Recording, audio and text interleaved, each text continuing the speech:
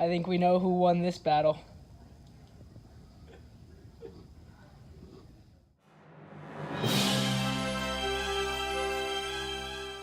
What's up, everybody? Today we have the Nike Vaporfly 4% Flyknit.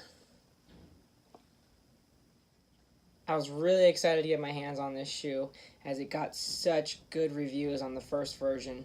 The Vaporfly 4% was just having people get PRs left and right. Everyone from Olympians to your 4 or 5 hour marathoners were really improving their times from this shoe. I gotta admit, I was a little disappointed when I first tried this shoe out. Not because it didn't perform the way I wanted or I had any issues with it, but more just because I expected something magical to happen. I had heard so many stories of people running huge PRs in this shoe that I thought I was going to put it on and just feel like I was floating on air.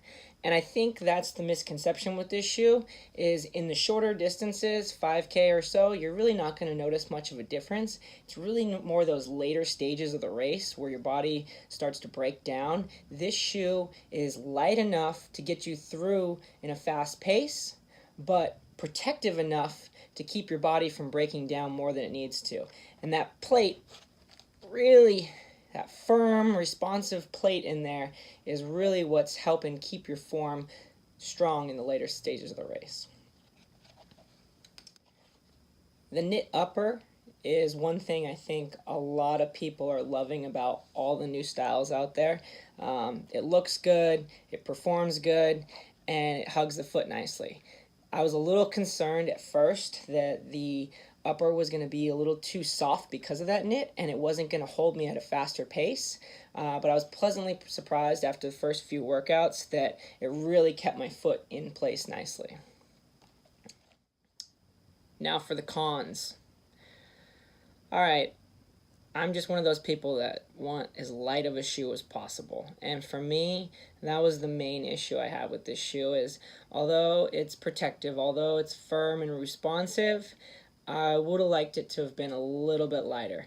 7.5 ounces is decent for a marathon shoe, but I really would like to skim off as much as possible. If they could get it down to 6 ounces, make the upper a little more like a track spike upper, I would love that. So obviously that's a personal preference, but that was the main issue I had with this shoe.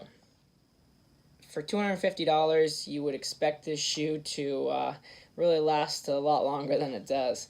It's just got that quality over quantity mindset, and that you're only going to use this shoe on race day, and you probably will not get as many races out of them as you'd hope. But the amount of people that are PRing in this shoe, I think, really creates that demand and makes people okay with throwing down $250 on a pair of shoes that they're only going to wear 5, 6, 7, 8 times.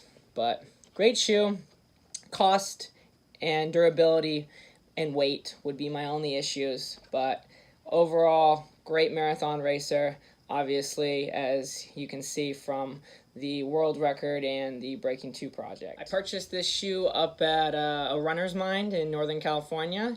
If you're in the Bay Area, be sure to check them out. They have stores all over the area in Burlingame, San Francisco, Lafayette, and Los Altos. So, great store.